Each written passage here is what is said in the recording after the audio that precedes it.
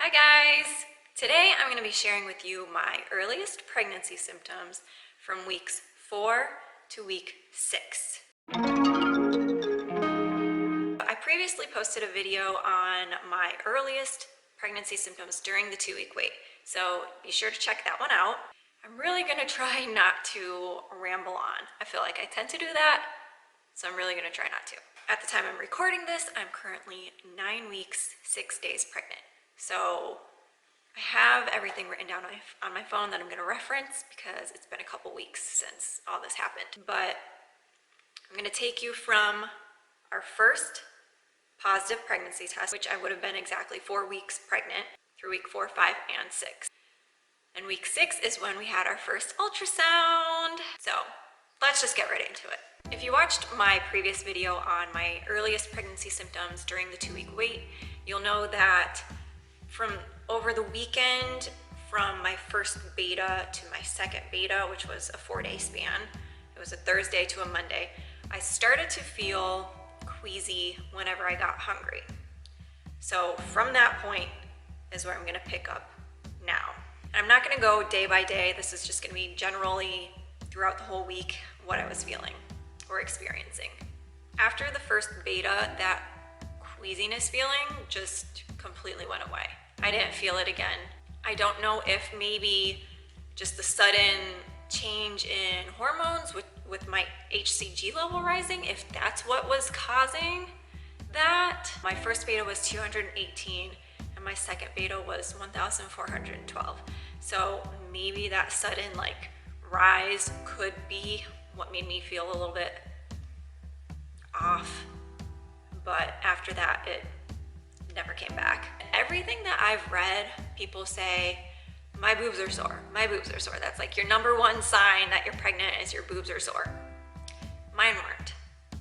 They were, I guess a tiny bit, especially when I first wake up in the morning, I could, feel the soreness, but nothing at all like I expect them to be.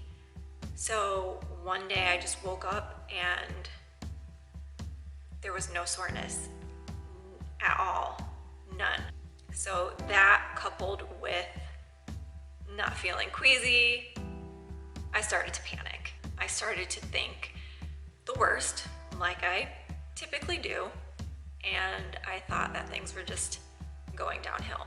Now, keep in mind that after our second beta, there was no more blood work, no more testing, so there was nothing to ensure that things were going the way they should, that things were progressing normally. It was just, okay, positive pregnancy test, I'll see you in 2 weeks for the ultrasound. I really need that reassurance, and I didn't have any, so my mind just wandered totally and went to a dark place, and I start thinking the worst.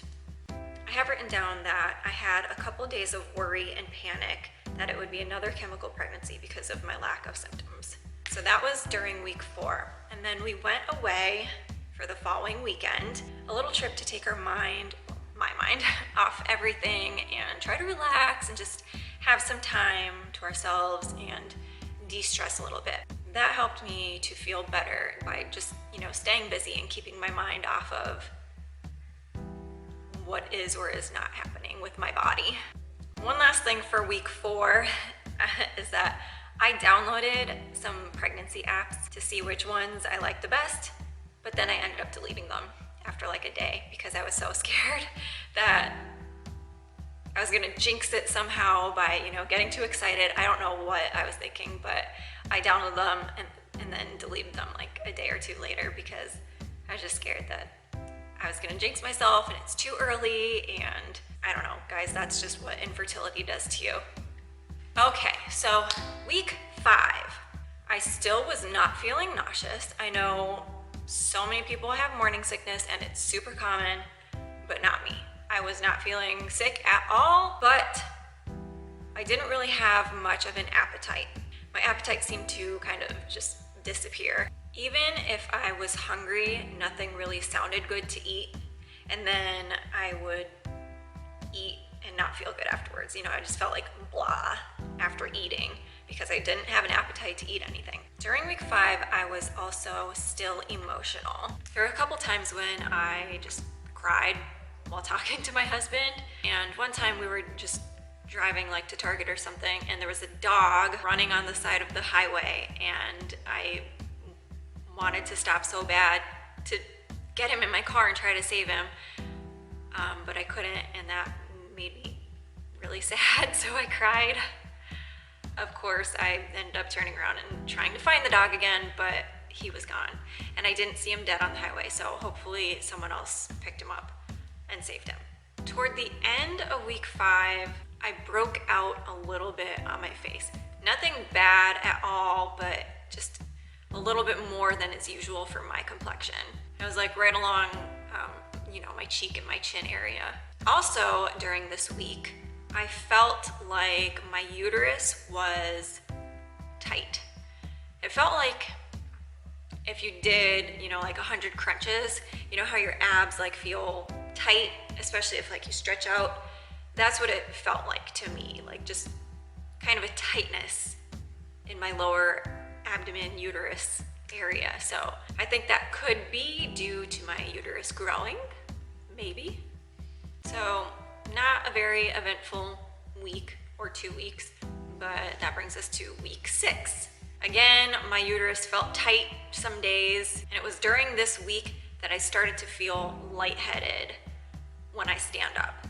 So if I'm like laying down or even just sitting on the couch and I stand up, I would get really lightheaded, seeing stars. That blackness would come over my eyes, and I would feel really lightheaded. Never fainted, which is a good thing, and it just lasts for like 2 seconds and then it's over with. But I think I read that has something to do with your blood pressure changing, or the amount of blood that's in your system now, and I don't know. Week 6 was pretty uneventful too. I have written down that at the end of 6 weeks, I started feeling not good.